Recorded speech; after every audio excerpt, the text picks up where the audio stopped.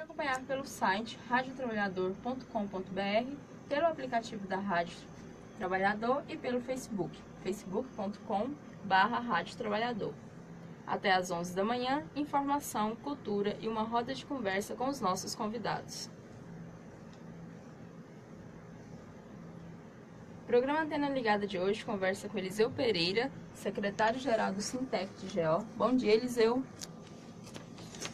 Bom dia, Larissa. Bom dia ao público que nos ouve. Vamos aqui hoje dialogar sobre algumas questões, né, que interessam não apenas aos trabalhadores que nos ouvem, também como a toda a nossa sociedade, né? Weber Barbosa, secretário de Assuntos Jurídicos Coletivos do Sintec de GO. Bom dia, Weber. Bom dia a todos os trabalhadores, bom dia, Larissa, bom dia a todas as trabalhadoras. E mais uma vez aqui para essa rodada de conversas para buscar convergir em algumas informações. E também com Wanderley Marques, militante da Associação Luta em Defesa da Moradia, LDM. Bom dia, Wanderley. Bom dia, Larissa, bom dia, William, bom dia a todos os trabalhadores, sindicalizados ou não. E nós estamos aqui esse dia, vespando aí o Dia das Mulheres. Parabéns às mulheres do Brasil. No programa de hoje vamos falar um pouco do monopólio dos Correios, privatização e plano de saúde da categoria. Também vamos falar sobre reformulação das associações de moradores de Goiânia.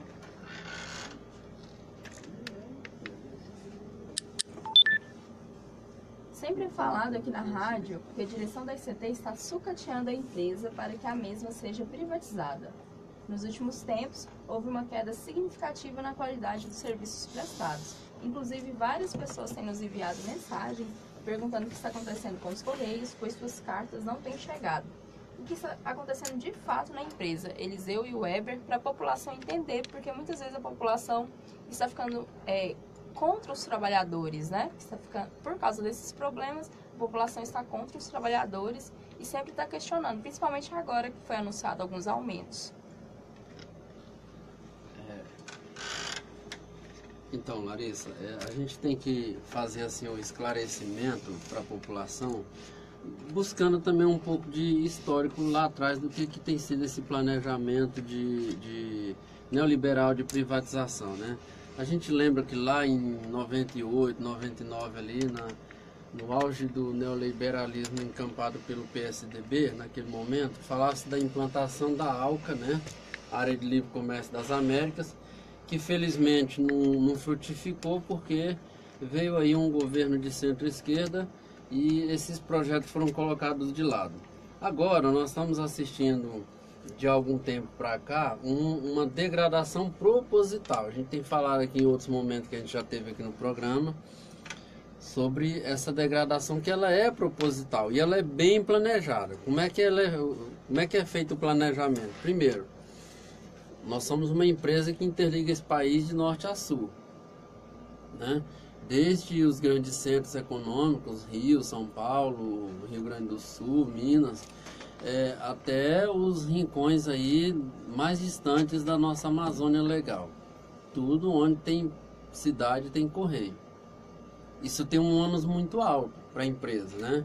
E aí o que acontece? O governo, para privatizar essa empresa, que tinha uma imagem muito forte junto à população, até coisa de 6, 7 anos atrás, quando se fazia pesquisa de confiabilidade de serviço público, geralmente era Correios, Bombeiro, Igreja, Família, né? Que estavam ali par a par com cerca de 98, 99% de aprovação. Nós, a última vez que eu vi, estávamos com 76% e o presidente ainda comemorando. Mas por quê? Os presidentes não são funcionários da empresa, eles são aventureiros que são colocados aqui para gerir a gente enquanto o partido deles estiver alinhado com os governos que aí estão, né? Então, foi-se feito um planejamento muito bem pensado para deteriorar essa confiabilidade que a população tinha nos Correios, né? Para gerar o descontentamento, para contar com o apoio da população, sim, na hora que o governo levantar a bandeira da privatização. Então, para isso, você tem o último concurso nosso em julho de 2011, portanto, já se vai completar 8 anos desse último concurso. E de lá para cá não tem como dizer que as cidades não tiveram aumento nenhum, nem tanto populacional quanto econômico. Tiveram sim, nós tivemos cidades aí, aqui em Goiás, como Chapadão do Céu, que a população de 8 anos para cá quase que duplicou, né? Lá no sul do estado, citando apenas um exemplo. E vai lá ver qual é a estrutura que nós temos de correio. Vai aqui em Aparecida de Goiânia para ver o que mudou na estrutura de correios. E eu estou citando duas, mas poderíamos citar um número gigantesco de outras. Mozarlândia, há 4 anos, tinha 3 carteiros. Agora está com 2 anos que a cidade só tem um carteiro, né? Então, assim, além desse distanciamento do último concurso, nós temos a questão dos PDIs que foram criados. Nós temos que lembrar que nos últimos 4 anos foram cerca de 5 PDIs. Nesses PDIs, no Brasil inteiro, nós tivemos cerca de 21 mil demissões. Nós éramos em 2014, de 1º de janeiro de 2014, nós éramos 127 mil funcionários na ativa. Hoje nós somos 106 mil. Aqui em Goiás nós temos em torno de 400 a 420 funcionários a menos do que nós éramos há 4 anos. Então, enquanto as cidades crescem, enquanto a população aumenta, a necessidade da população aumenta, né, o nosso efetivo está só reduzindo. Ora, vamos pegar o caso que eu citei de Mozarlândia. Você tem uma cidade de cerca de 13 mil habitantes, que tinha, algum tempo atrás, 3 carteiros, que hoje tem apenas um. Esse carteiro está atendendo pessimamente a população. É por culpa dele? Não, é porque o serviço que era para ser feito no papel, era para ser feito por 4 pessoas, está sendo feito por uma só. Porque tinha 3, mas o sistema de distritamento, que é uma ferramenta técnica que o Correio tem, que vai lá nas cidades, mensura quantas correspondências chega por rua, por bairro, por residência, e a partir daí determina se a cidade precisa ou não de um carteiro a mais. Essa ferramenta indicava que Mozarlândia precisava de 4 carteiros, portanto você tem uma pessoa fazendo serviço de 4 pessoas. Então é óbvio que esse trabalhador não vai atender a população a contento, e é óbvio que ele vai estar se prejudicando. Por quê? Porque ele está sobrecarregado. Isso, eu estou citando Mozarlândia, mas isso não é um quadro exclusivo de Mozarlândia, né? É um quadro que está no país, de forma generalizada no país inteiro. Essa péssima prestação do serviço tem praticamente deteriorado de forma gradativa e rápida a imagem que a empresa tinha perante a população, porque a população não quer saber disso, a população quer que seus objetos cheguem. Só que nós, enquanto funcionários, nós hoje, com o efetivo que nós temos aí, nós não temos condições de atender a população com a qualidade que atendíamos, mas não temos mesmo. E o presidente não está nem um pouco preocupado em minimizar, em achar uma saída, mesmo que paliativa, com funcionários próprios, ou seja, com funcionários concursados.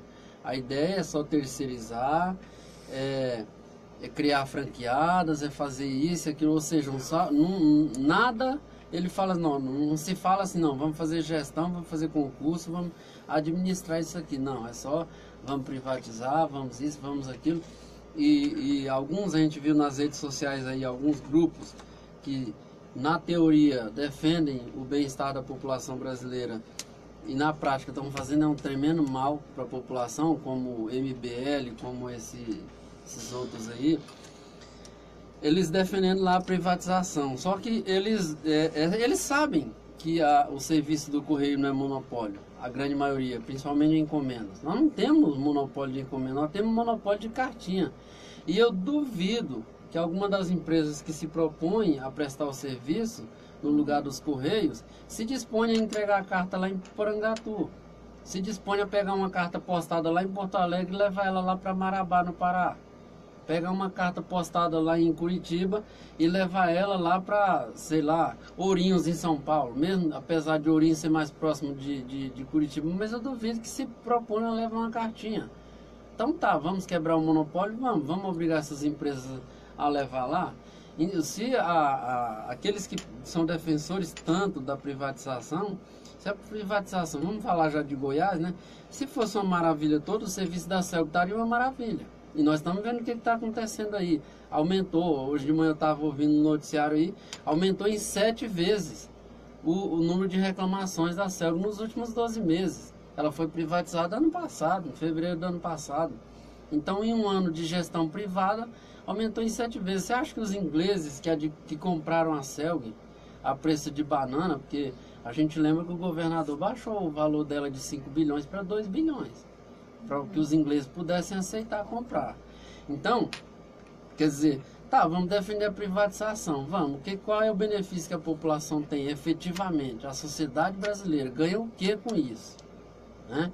Nós não estamos dizendo que o Estado tem que ser monopólio em todas as áreas, não. Mas nós estamos dizendo o seguinte, os casos que nós temos concretos de privatizações, no geral, quando você pôr na ponta da caneta, usando critérios técnicos, tem sido malefício para a sociedade. A população fala, ah não, mas antes, na época da telefonia, por exemplo, só tinha telefone que era rico. Só que o desenvolvimento, nós estamos tendo essa facilidade hoje com telefonia, não é graças à privatização, não. É graças ao desenvolvimento tecnológico. Porque isso não foi uma coisa que chegou só no Brasil, chegou em todos os países. Né? E outra coisa, ainda assim, o desenvolvimento tecnológico está muito mais ligado à criação de aparelhos de última geração, caríssimo para a população dar seu dinheiro para as empresas que fabricam esses aparelhos do que na qualidade do serviço. Então, de maneira que o cara compra dá 7.800 num iPhone X de última geração e vai aqui em Brasa Branca e tenta fazer uma ligação para Goiânia para você ver se consegue. Então, a gente precisa discutir essas coisas, porque o nosso serviço é um serviço essencial para o país e é um serviço que ele é essencial porque a gente liga esse país de norte a sul. Então, nossa colega teve um trabalho, uma colega lá de Brasília, ela fez no auge dessa crítica aí que vários grupos estão fazendo na internet, a qualidade do serviço do Correio, ao aumento que teve aí nas tarifas, né, que está um absurdo, que diz que o Correio está querendo resolver seus problemas à custa do consumidor. Ela foi fazer um comparativo simples. Ela pegou um objeto de 2 quilos, foi lá no Correio postar esse objeto, para postar lá para Taubaté, em São Paulo. Nos Correios, o serviço custaria R$ 78,90. Aí ela foi ver quanto que era na FedEx. A FedEx nem faz o serviço de Brasília para Taubaté. Aí ela foi na DHL. Na DHL é 214. Então, assim, tá, tudo bem, vamos reclamar do aumento. Vamos, mas agora vamos fazer um comparativo com as empresas privadas. Vamos ser realistas, vamos parar de hipocrisia, porque a gente passa por um momento de hipocrisia, acho que exagerada, né? E vamos para a prática. Então, o que a colega lá de Brasília fez? Pegou o objeto, 2 quilos, foi lá na agência do Correio. Quanto que é para mandar para Taubaté? R$ 78,90. Foi lá na DHL. Quanto que é? 214. O mesmo objeto. Foi na FedEx. Não, nós não fazemos esse serviço para... Isso sem falar que, em muitos casos, essas empresas pegam um serviço. Você quer mandar um objeto, você quer uma máquina fotográfica, você quer mandar lá para... sei lá para Xinguara, no Pará. Algumas dessas empresas até fazem um serviço para você. Como é que elas fazem? Elas te cobram esse valor elevado, em seguida elas pegam o teu objeto, vai na agência do Correio e posta na agência do Correio. Porque a gente é quem está presente em todos os municípios. Então é óbvio que isso, né, Weber, Vanderlei, Vili, é óbvio que as grandes empresas internacionais estão de olho nisso daqui, gente. Isso aqui é uma fatia do patrimônio nacional que, se vendida a preço de banana como eles querem, porque eles não estão degradando a imagem da empresa apenas para vender.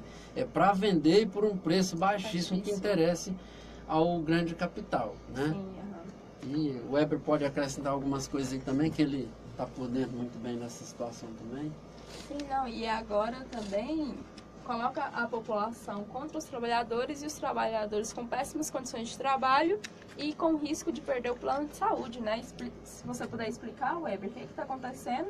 Inclusive, a categoria vai entrar de greve no dia 12? Sim, é um processo que tem sido feito um passo a passo terrível, rumo ao desmonte e à privatização dos Correios, né? Esse processo de precarização, de sucateamento da empresa, uma verdadeira campanha tem sido levada a cabo na mídia contra a imagem da empresa, é tudo com o intuito de já ir, né, levar ela rumo à privatização, porque o processo de enxugamento pelo que os Correios têm passado é sem precedentes.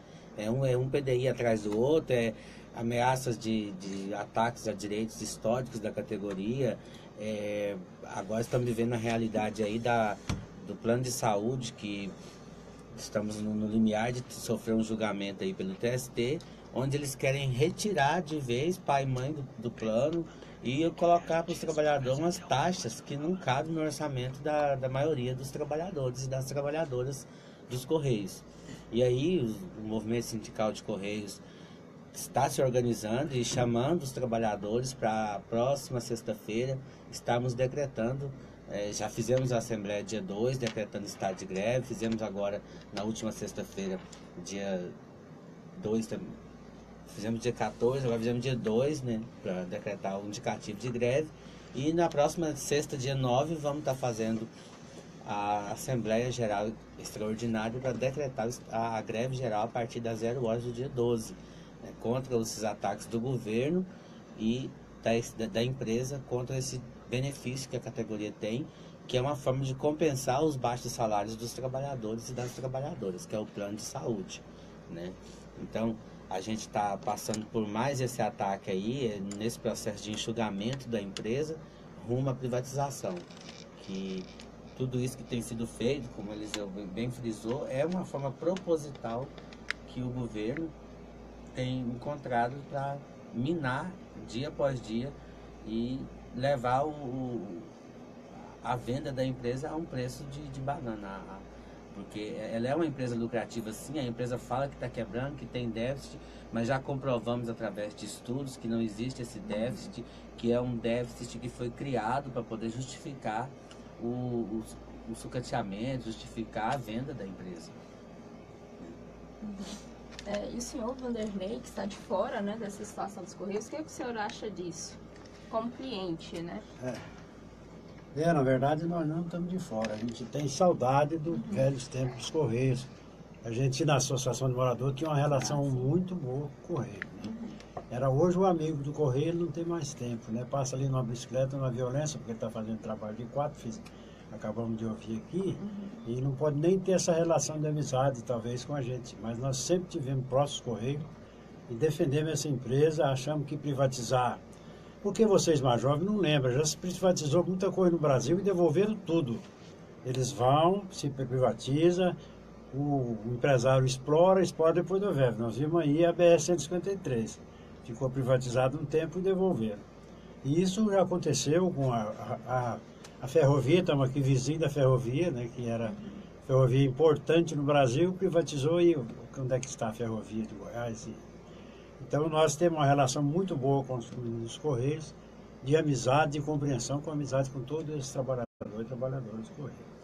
Mas nós estamos aqui para falar um pouco da nossa Associação de Morador, que ela não escapa desse problema neoliberal que está no mundo, porque na verdade não é nem neoliberal só, né? É fascista, está acontecendo na Itália, está acontecendo no Brasil. E esses movimentos vêm para a rua, não é nada mais do que esse tipo de coisa que está surgindo no Brasil. E a população, se deixar, nós que defendemos o controle social, nós que defendemos a organização do povo, ficar fora desse contexto, a gente vai ver no Brasil um momento político muito difícil, vão acabar com os sindicatos. Esse governo que está em Goiás, que está instalado em Goiás, que está instalado em Goiânia e que está no Brasil, é um governo que não respeita nem o poder público, não respeita nem a justiça, né? Vocês viram aí os problemas do IPTU. Recorre, a Câmara entra, tenta defender e o cara levanta a cara e não respeita mesmo. Nós estamos num momento difícil. Por isso nós estamos querendo, não reconstruir a Associação de Morador, porque ela já existe. O que nós queremos é chamar essa companheirada que está na direção, que a gente toma posição e vamos continuar. Nós já fizemos história. Goiás é uma história de movimentos sociais. Eu sempre digo que aqui é os extremos, né? Aqui nasceu o MST, mas também nasceu a UDR, quer dizer, aqui já teve momentos de lutas sociais, e agora estamos aí à mercê desses dois governos, tanto municipal como estadual. E aí, pior é que cooptou a companheirada, né? A gente queria chamar a honra desses companheiros, pode ficar, fazer o seu trabalho, o seu ganha-pão em qualquer lugar, com qualquer candidato, com qualquer assembleia, qualquer Câmara ou Senado, mas que tenha dignidade de continuar defendendo o povo que ele foi eleito para fazer isso. Vamos para o intervalo agora e depois a gente volta.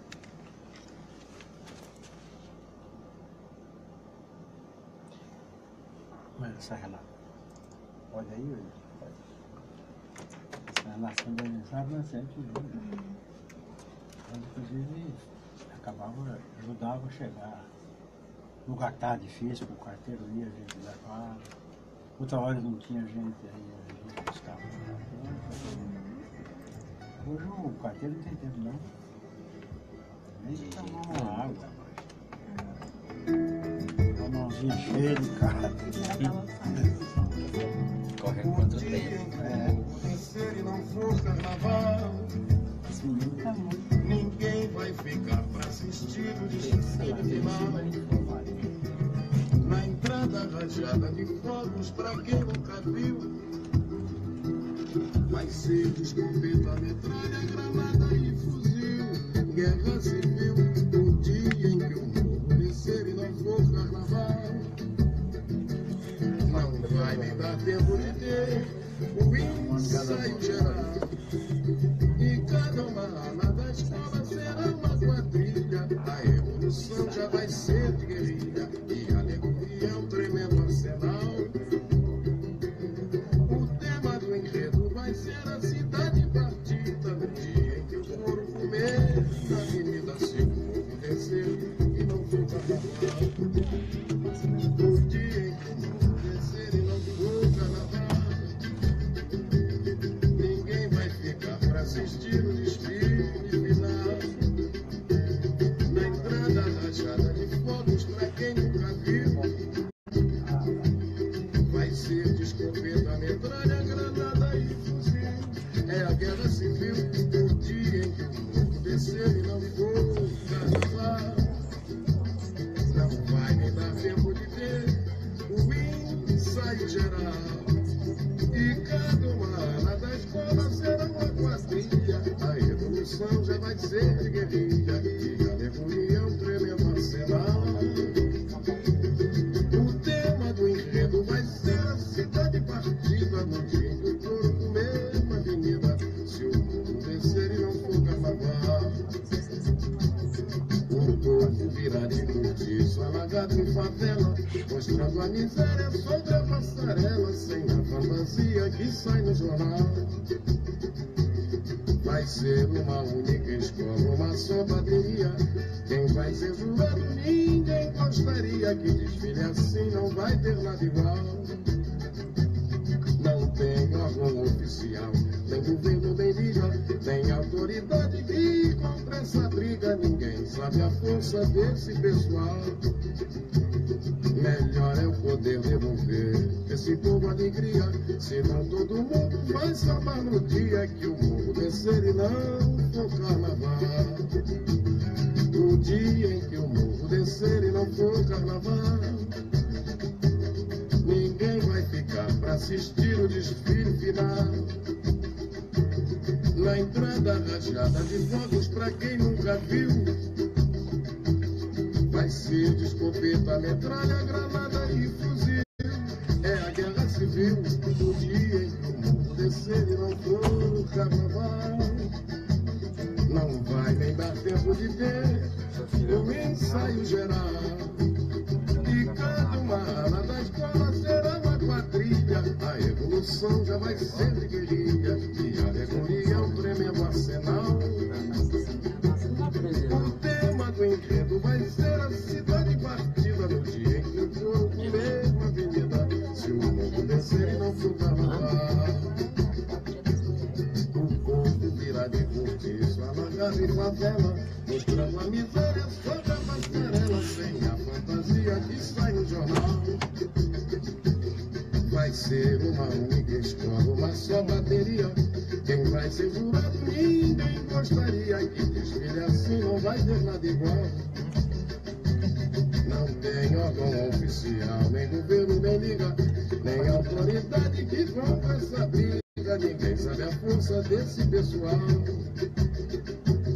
Melhor é o poder devolver pra esse povo alegria, senão todo mundo vai sambar no dia que o mundo descer e não for carnaval.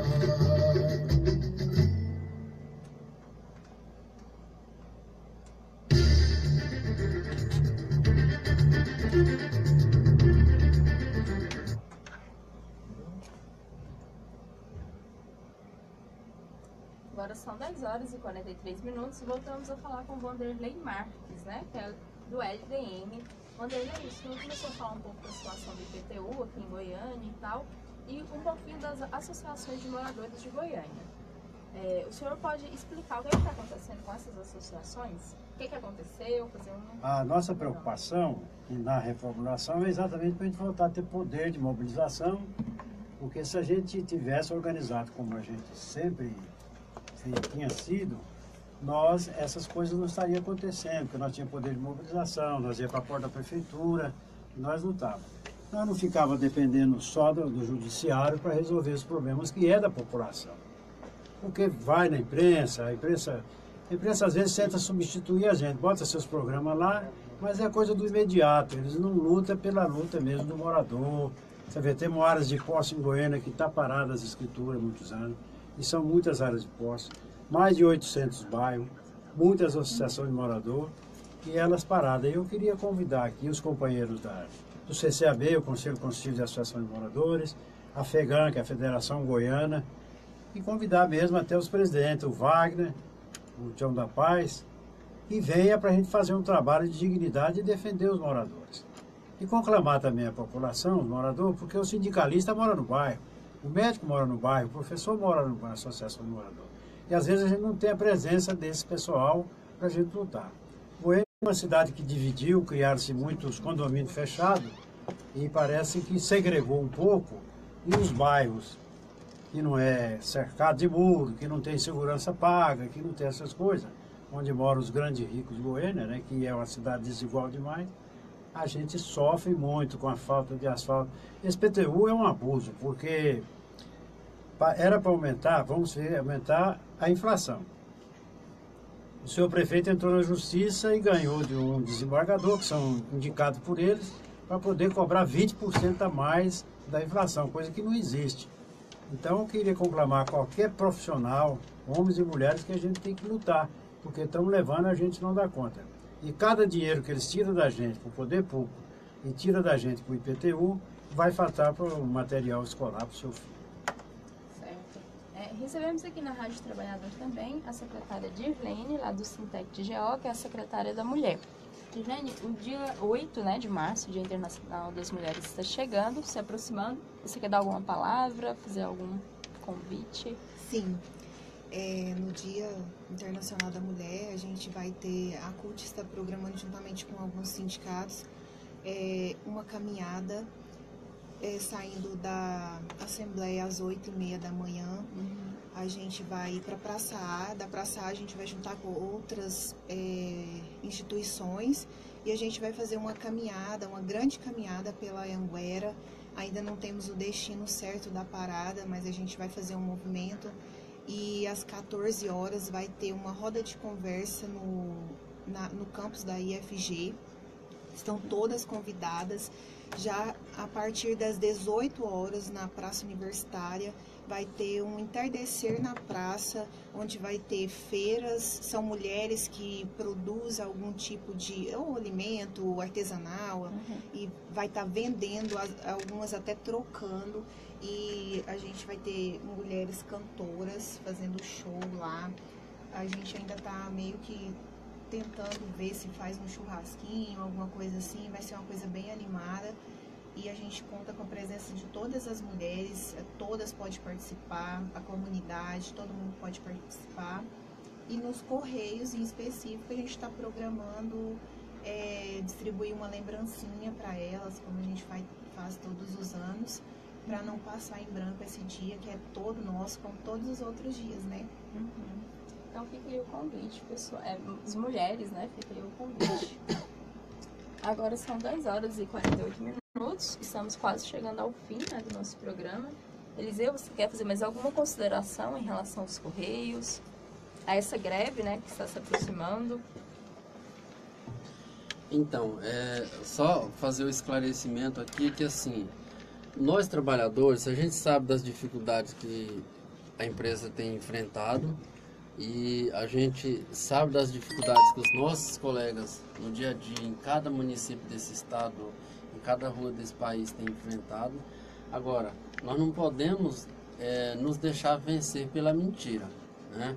o presidente da empresa vai no TST, vai na imprensa e fala de um déficit, tem o quê? Tem os últimos 3 anos, aqueles que se sucederam na gestão da empresa, porque esse aí tem 1 ano e pouco, 1 ano e meio, mas nesses últimos 3 anos nós tivemos 3 presidentes diferentes. Os 3 falando desse negócio de rombo, de prejuízo, nenhum deles mostrou uma única página dos livros contábeis da empresa. Eles chegam na imprensa e chegam nos órgãos externos aí, da própria Justiça, que tem o TST, e os juízes, tanto jornalistas como juízes, pegam aquilo como verdade absoluta e sem o camarada apresentar uma única folha de livro contábil para comprovar aquilo que se está afirmando, né? Isso é muito estranho, ver tanto a imprensa quanto a justiça engolir a fala de um funcionário público como verdade absoluta, num momento em que o país questiona tanto o que foi feito quanto o que foi dito até por ex-presidentes da República, né? Então, seria interessante se os órgãos de imprensa e a justiça passassem a questionar o Correio. Tá, tudo bem, vocês estão no prejuízo, então mostra aqui os livros para nós, para a gente ter embasamento antes de tomar uma decisão, de tomar um posicionamento. Nós funcionários, nós não queríamos fazer essa greve, mas nós estamos sendo forçados a ela, porque está sendo tirado direito nosso, que essa questão do plano de saúde, a gente até fala assim, que se for para comparar com os outros trabalhadores do Brasil no geral, nós não somos os mais sofridos não, mas estamos entre os mais sofridos. Em consequência de desgaste para a saúde, eu acho que comparável a nós os lixeiros, pessoal que vai às ruas do nosso país no dia a dia, que também é um trabalho muito digno, mas que também é muito desgastante. Porque, olha, pedalar nesse sol que nós temos aqui no centro-oeste, que nós temos no norte, no nordeste do Brasil, lá no sul, em alguns períodos do ano ainda faz frio, mas em determinadas épocas aqui, Goiânia está com umidade do ar, umidade relativa do ar em 13%, e o carteiro está lá na rua do mesmo jeito. Pensa isso, as consequências disso para a saúde desse funcionário. E agora você pensa esse funcionário sem plano de saúde. Porque do jeito que eles estão fazendo, nós não vamos ter opção. O carteiro, o OTT, o atendente vai ter que ser retirado do plano, porque já foi feita algumas simulações onde ao final você vai estar pagando de mensalidade cerca de R$600, só que você vai pagar a mensalidade mais o compartilhamento, quando você usar o plano. Hoje a gente já paga o compartilhamento, só que nós pagamos um compartilhamento bem aquém do que o que eles estão propondo. O que está se propondo aí, se um trabalhador, um carteiro, cair na rua e quebrar uma perna, ele, quando ele terminar, que ele recuperar para voltar ao trabalho, o salário dele vai dar mal para pagar os gastos com o tratamento. Então, isso é inviável, né? E esse tipo de situação nós não podemos aceitar. Infelizmente, ou felizmente, a arma final que nós estamos tendo é paralisação. E nós vamos ter que oferecer resistência até o último instante. Ontem nós estávamos conversando lá no sindicato, falando nós debatendo lá entre nós, que nós não temos alternativa. Nós temos que ir para as trincheiras. E qual que é a nossa trincheira principal? Praça Cívica, número 11, as escadarias do Correio, e ficar lá até o último instante, porque não há alternativa. Não se está oferecendo minimamente um diálogo conosco.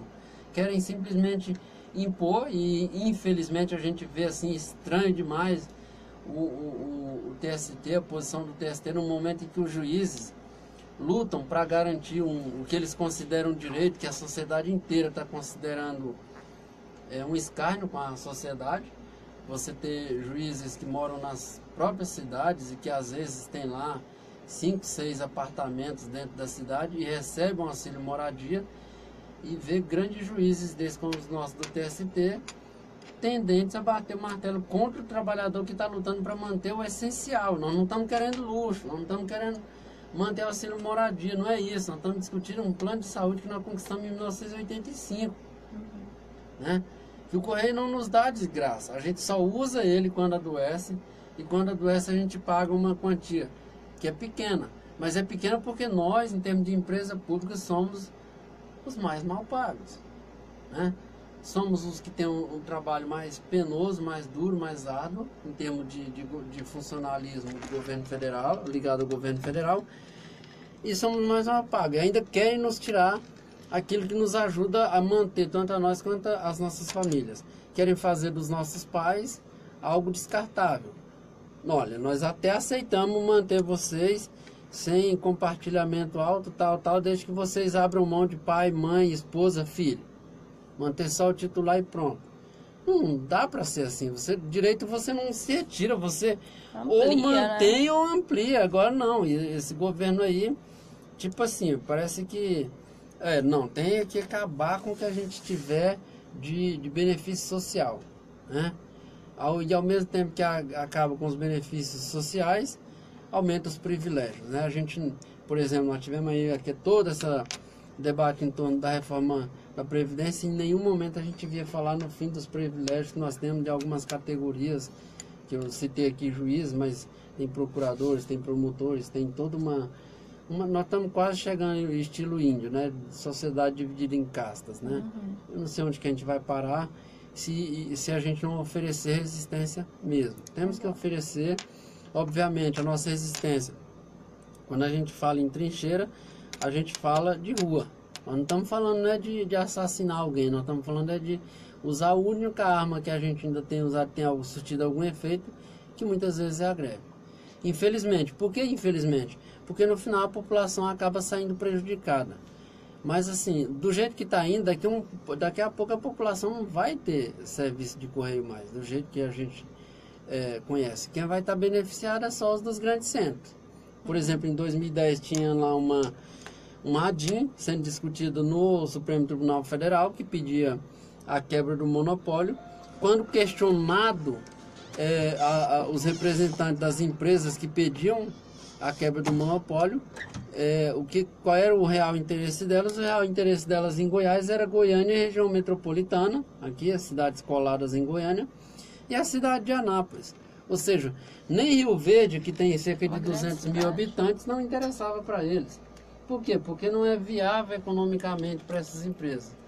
Então, é isso que nós vamos fazer, entregar o patrimônio nacional, entregar os nossos benefícios, nossos direitos sem reclamar, como que é o Guilherme Campos. O Weber ressaltou algumas coisas aqui sobre o plano de saúde, e a gente não pode deixar de citar aqui, porque a gente sabe que tem muita gente nos ouvindo. O Guilherme Campos, que está com tanta sede de acabar com o nosso plano de saúde, é dono de empresas de plano de saúde. É financiar a campanha eleitoral dele pelo setor da saúde. E quem financia depois cobra a fatura. O mandato está terminando, o povo precisa da fatura paga. E qual é a fatura? É disponibilizar para o mercado cerca de 500 mil futuros clientes, que somam-se carteiros, OTTs, atendentes, área administrativa, porque nós somos 106 mil trabalhadores da ativa, tem mais uma turma inativa que são os aposentados, e tem os dependentes desses aposentados que são futuros clientes. Então você tem aí, serão 500 mil consumidores para o mercado de planos de saúde. Isso não é pouco, e essa é a fatura que está sendo cobrada dele, e é por isso que o governo está com tanta sede. O PSD com o Gilberto Kassab, o Guilherme Campos e a turma deles lá está com tanta sede de acabar com os nossos direitos. Isso não é de graça, não é porque a gente está vivendo um mundo de luxúria. Certo. Weber, mas você quer fazer alguma consideração? É importante só frisar também, Larissa, que por diversos acordos coletivos em campanhas salariais, nós deixamos de angariar aumentos salariais em nome de manter o plano de saúde da categoria da forma como ele está. E agora, com esse avanço neoliberal que estamos vivendo no governo golpista, esse processo tem se acelerado, e esse ataque contra esse benefício da categoria veio agora com força total, né, para atender a vários interesses, dentre eles o de privatizar, de enxugar, de pagar essa fatura, como bem frisou o Eliseu, do Guilherme Campos com os credores dele de campanha. Mas assim, aí a gente reforça o chamado da categoria mais uma vez para estarmos vigilantes em assembleia, decretando a greve por tempo indeterminado a partir das 0 horas do dia 12, porque não resta outra saída. Defender os Correios enquanto empresa pública nacional é defender a soberania nacional, né? Essa empresa que é a mais antiga empresa pública do país, mais de 350 anos de história de prestação de serviços à população, e lutar por esse direito que é o benefício do plano de saúde que nós temos. E como eu já frisei, e aí os trabalhadores dos Correios que estiver escutando vão saber disso muito bem, que por várias campanhas salariais nós deixamos de lutar por mais aumentos de salário para poder, em nome de manter o plano de saúde da categoria. E agora vem esse avanço, esse ataque contra esse direito que é tão caro a nós trabalhadores e trabalhadoras excetistas, né?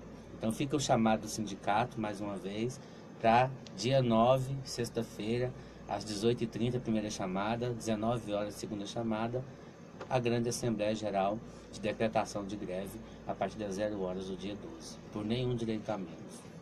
Certo. Senhor Vanderlei, o senhor já diz alguma consideração final? Quero agradecer a você, Larissa, William, essa oportunidade grande que nós estamos tendo de falar por esse intermédio, né, da internet, que para mim é novidade que é para todo mundo, mas para mim é muito mais, né, que hoje eu estou participando dessa tecnologia. E agradecer vocês e lembrar do dia 8, né, enfrentar as mulheres, todos nós aqui, os homens também, todos nós somos filhos de uma mulher, para minha mulher, para minhas filhas e para todas as mulheres trabalhadoras do Brasil, que melhore muito a nossa vida. Obrigado. Bom, a Rádio Trabalhador então agradece, né, a presença dos nossos convidados, Eliseu, Weber, Vanderlei, e volta amanhã às 10 horas com mais programa Antena Ligada, Informação, Cultura e Sindicalismo. Obrigado mesmo.